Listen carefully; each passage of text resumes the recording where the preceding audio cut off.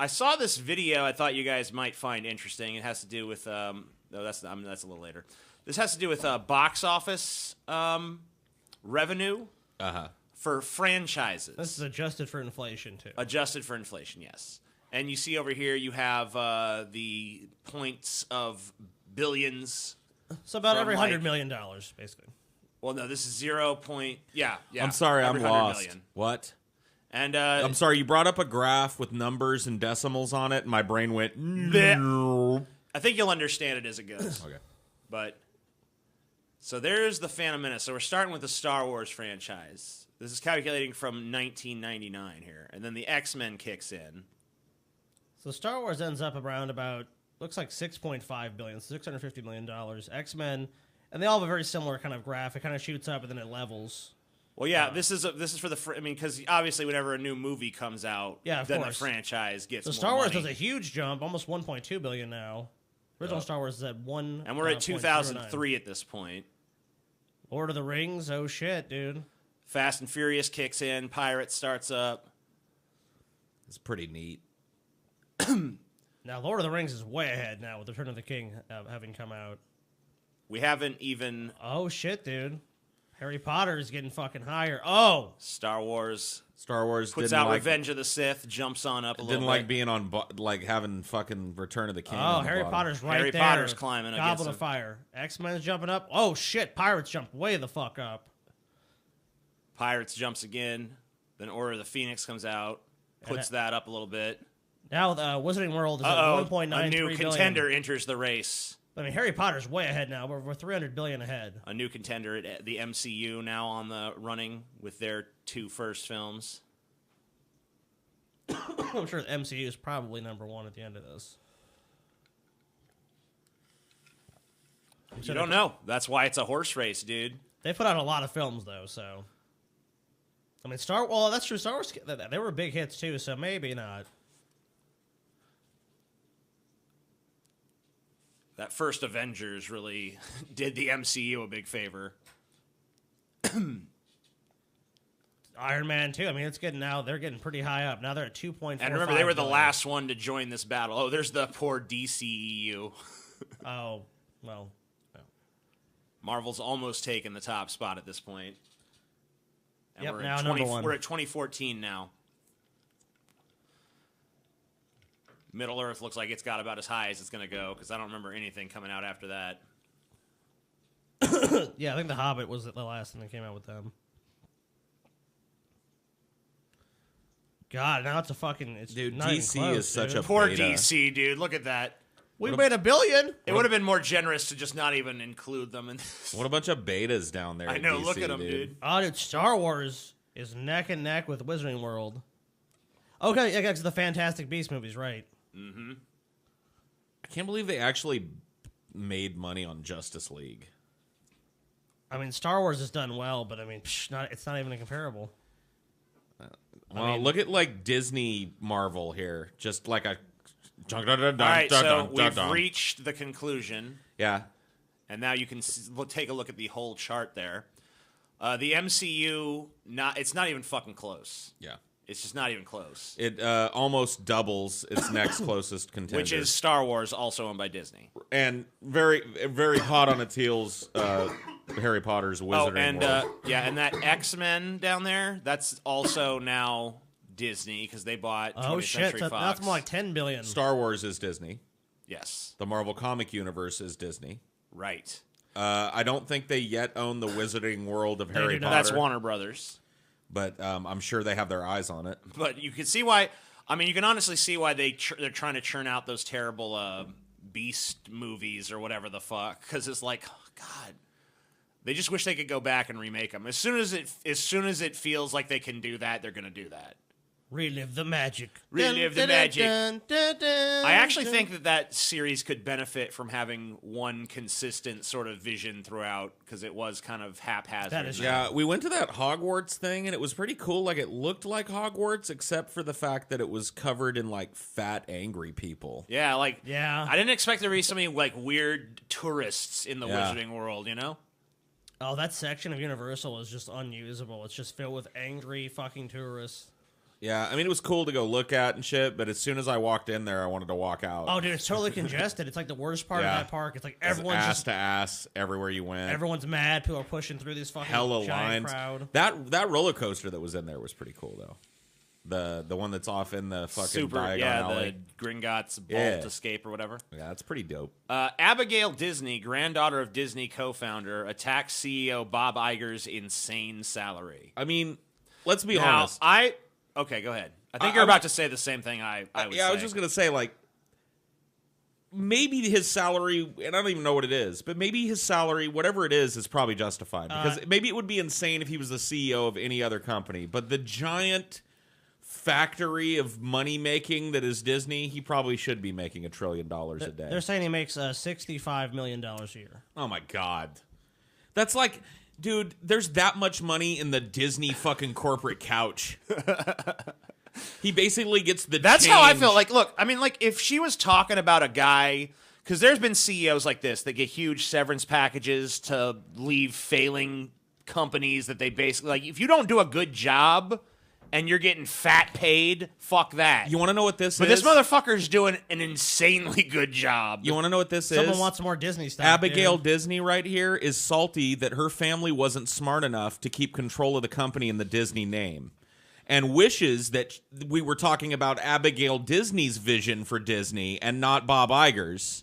But sorry, it didn't happen. I'm sorry, dude. $65 million is an insane salary, but it's not an insane salary in the context of the giant fucking money printing factory that is Disney. No. $65 million is a drop in the bucket for this company. It's So not like let's- he's sucking up most of the profits of Disney and putting it in his pocket here. All right, so let's read what she has to say. Abigail Disney, an Emmy Award-winning documentarian and granddaughter of Disney co-founder Roy Disney, took to Twitter to deliver a searing assessment of Chief Executive Bob Iger's salary, which is reported to have increased by 80% from 2017. He's also leaving the company very soon. While lauding Mr. Iger as a brilliant leader who most certainly deserved a bonus, she said it was insane that the head of a company earned more than 1,000 times that of the average Disney employee. There are just over 200,000 employees at Disney. If you took half that $65 million bonus, I am quite certain you could. So his bonus was 65, totaling his pay to 91. Right. I am quite certain you could move significant resources down the line to more evenly share in the great success, she wrote. Okay, so how much should Bob Iger make then? I could see what she's saying because I mean, Disney does underpay some of its employees, and there was even some controversy about how little salary, like the park employees in particular, were getting. But at the same time, I mean, this guy is the head of a company that is doing just tremendously under his leadership. We just watched that graph. That's why I put the graph first, Where- because I kind of wanted to give that context of like. Under his leadership, that company has basically not only beaten the top earning fucking franchise of all time, but then bought it and made that part of its own success. I mean, Here's made the great reality, acquisitions. I mean, there are lots. I mean, look, of all the streaming services, people wildly expect the Disney service to become the #1 service, and with good reason. Of all the properties they own, I mean, companies like Netflix and shit. I mean, like for years, people were like, who's going to challenge Netflix? I mean, like it almost just Disney's the unthinkable. only one that can credibly claim to Really, have an ability to do it now. If I was Netflix, I'd be scared, dude. This company's on a fucking roll. You can guarantee that they are. And here's the thing. If they do better than Netflix, then Netflix gets desperate and sells. And then Disney just swallows that too. It's very likely. And if very that starts likely. happening, then it's like Amazon versus Disney, basically, when it comes to the video on demand market. And I don't know who wins that. That's like the unstoppable force versus the immovable object. I would say in the entertainment space, it's going to be Disney. Look. Amazon Prime has pushed a bunch of series, but for the most part, no one really cares. There's a lot of Netflix series that people love. And there's a lot of Disney series and properties that people love. And if they can roll out some like Star Wars shows and other shows that are going to get people hooked in back into the service constantly, They're already doing that. They're going to do that Mandalorian show. That's what I'm saying. So like they have it's hard to see how Disney does not get. I mean, this could overnight fucking be 20 million people sign up for the service. Oh, trust me, dude. Everybody's acting like the Star Wars saga is coming to an end with this last one. I see it all over the place. Disney didn't spend $4 billion for There or is however gonna much be it was. infinite Star Wars movies until that graph starts going in the opposite direction. Even if they're shitty and they only climb by one little $500 million a piece, they're going to keep coming. Yeah, they'll just lower the budget. Look, it looks like they're refocusing their efforts right now on using Star Wars to sell Disney Plus through their original Star Wars series. And honestly, that might be a better place to go with it at this point because that's really where the money is. Not only that, but they like office. Think about this. Gone are the days of having to go down and buy an expensive box set of all of the fucking Star Wars movies. Right. Now they're all in one place. All chronologically available for one low price a month with every fucking Disney film. What I'm really wondering about Disney Plus is if they're going to let you watch the non-special editions, like if you can watch the original If they're smart, theatricals. they will. If they're smart, they'll give you every fucking edition of the fucking movie that they own. But they're not smart. They're probably going to give you the theatrical editions. Well, that's what I want. The I want re-releases. Oh, okay. Well, I want the originals, but whatever. The theatrical re-releases. Right. I don't even mind the cleaning up some special effects, but adding whole new shit, I don't really care for that. Some of it is hideous too. Yeah. The Jabba shit was bad at the time. That and needs just to aged go horribly. away. That just needs to be not there at all. Now, would you be supportive of Disney doing a third pass over the original trilogy? I don't think so. No, man. But, No way. I mean, look, if they do it, I don't really give a shit what they do as long as they offer the original version as well. Like, if they want the original version is out there and you can get it. Right. And if you haven't got it now, I would recommend that you do. Right. Because it's going to become pretty. I don't really foresee that Disney is going to have an app, right, where you go to Star Wars and you go to Which version? episode 1, or not episode 1. You go to episode 4 to start the original trilogy, right? Yeah. And it's going to go like, do you want to see the original theatrical release? The whatever recut, the theatrical re-release, the Why not, Disney though? re-release. It's not. Here's why not. Because Disney is they're trying to sell so hard that what they've made is the new fucking Star Wars. So giving reverence to the old, what Star Wars used to be, is only done in the form of bringing those characters back and the new ones to kill off. Otherwise, we want it to be known that this is now a Disney property.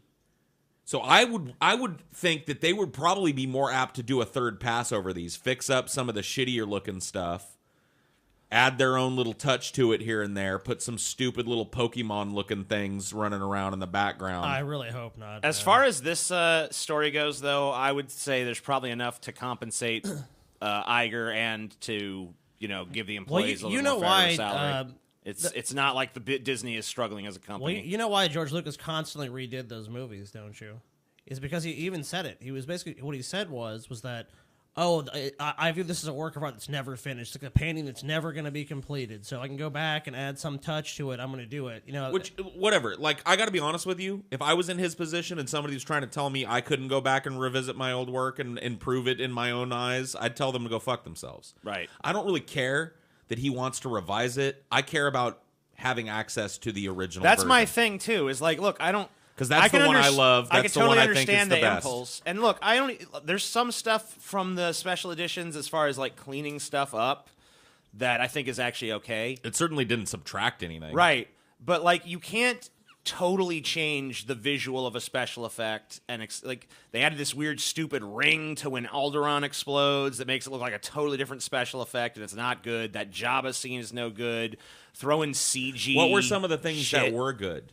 I remember it's real subtle stuff like digitally remastering hairdos and shit. Do you know what I liked in the theatrical re-releases that I thought really actually did look better than the original in some ways was the sand speeder on Tatooine or whatever. Yeah. They retouched that and made it really cool and kept the original actors in and digitally put exactly. them in. That was cool. But as soon as they pulled into the fucking hive of scum and villainy area, there was these giant Pokemon looking dinosaurs walking around. Yeah, I was like, oh it's no. Totally, it just totally pulls you out. The special effect. The band was. I felt like that was the worst. That was the biggest betrayal. Love that fucking band from the original, man. I know. And for them to replace that with a fucking bunch of CGI that's remember aged the fucking so poorly. Return of the Jedi shit where they added that CGI guy dancing around the room and it's like, no. Yeah, that is a fucking abomination. So, to the Star Wars adding franchise. whole things that weren't there before or totally replacing old things that are beloved, Don't do that. Yeah, that's no Go good. and retouch some of the lightsabers though, and make them look more impactful. They changed like some walls and stuff. It made it more interesting. Like on Coruscant, Sure. they did some I think like stuff. subtle changes. I remember Cloud fine, City. but- Cloud City was just like a blank. It was a white wall, and they changed that so you could see all the. Yeah, clouds. that was another good one. I mean, there was some. So there's a lot of there's stuff some they did that was actually pretty was- good. I would say When it was most of subtle. what they did was good when it was subtle and it was like, okay, this doesn't distract, it just enhances. But when they did stuff that was distracting and just like totally replaced what was originally there, that's when I was like, I don't like that. Yeah. Because it was never better. It was always uniformly worse. Anyway, another fucking Disney story. I do have Disney stock, by the way. I guess I might divulge that. Oh, wow. So not only do you own Disney stock, but you're covering in positive ways Disney Yes. stories. Wow, TJ. That's Do you why. report That's why I this? gave that disclosure. Oh, okay. Got it, Box got it. office preview: Avengers: Endgame preps for a record 850 million to 900 million global bow. Makes Disney sense. shill TJ. Yeah, TJ go see it, everybody. TJ has I've been already got my purchased- tickets. TJ has been purchased by Mickey, dude. Purchased by Mickey. What is thy bidding, my master? TJ, time to shill for Avengers Endgame. Yes, my lord.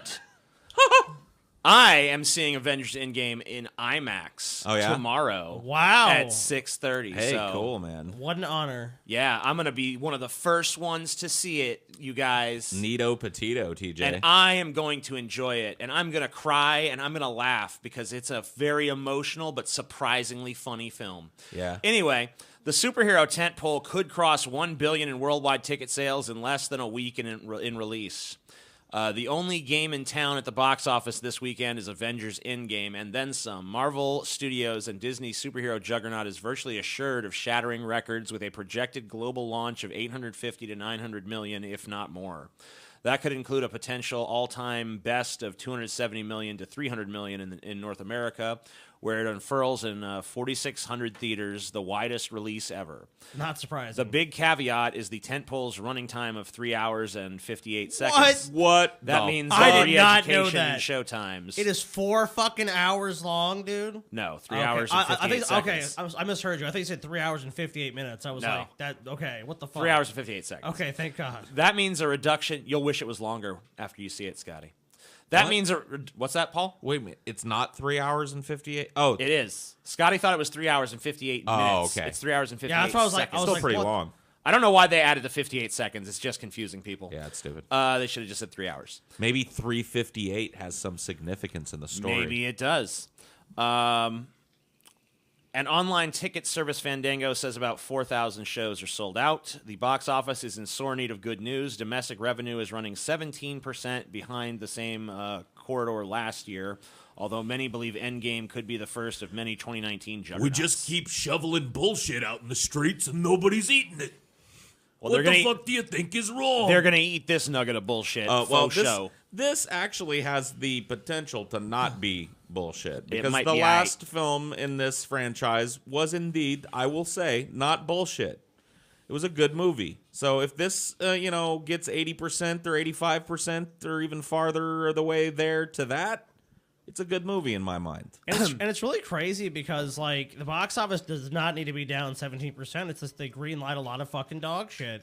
And, I mean, this is evident. Look, I mean, we're talking about movies crossing $1 billion in a week. This Is exciting to me. This little promotional. But it's not a lack shot. of demand. It's a lack of quality. Yeah, And it's a competition. If you can watch a YouTube video for free, or you can watch a shitty fucking movie, you're just gonna watch a bunch of YouTube videos, or obviously like Netflix or Amazon. Like, there's so many choices now. You don't have to put up with dog shit movies from major studios. yeah, dude. This is Thanos' armor, and it looks pretty cool. Like, I haven't seen him in it yet. Have you seen pictures of him in it yet? I believe there's some. I try and avoid most of this shit because I really like to go into these movies. They not say knowing. that the trailers for it don't really spoil anything. They said that most of the shots from the trailer are actually within like the first 15 minutes of the movie because they didn't want to give too much away. That's really cool. So that's cool. Like seeing. I was a big Thanos fan back when I was a kid in middle school, and so to see him kind of getting into that mode, like where he's gonna maybe kind of look like the Thanos I remember, that's cool. This armor looks pretty neat. I'm excited for it. I'm gonna wait until the furor dies down a little bit and go see it with less people in the theater. Yeah, I don't blame you. I'm gonna be contending with some fucking. And bullshit. I'm really dreaming early, of the dude. day. And I'm sorry to say this because the theater experience, I don't want it to die, but I think this is going to happen eventually where like simultaneous release for home streaming happens. It already happens in a limited capacity, so at some point, it's just gonna be you're gonna be able to see it in theaters or on video on demand on the same day. Yep. Theaters might become more reserved for huge. It'll probably be things more like expensive. yeah, You'll probably have to buy it for like $29 you're or something. You're gonna have to pay definitely a premium price. You know, so it's to like- see that. Right, it's gonna Two be movie tickets It's or- gonna be like something that's like for a very special. But I got to be honest with kind you, of for a movie huge like film. for once in a while movie like something like this, I'd pay $30 to just sit Right, at home and watch it. If that it was night. like theaters are pretty much gone, right. but like they're still around for like huge movies and they're like super premium kind of shit and Sure. experience, then yeah, I think you could do that. Yeah. And that might be how the market evolves, or we might be totally fucking off base. Who fucking knows? Who knows?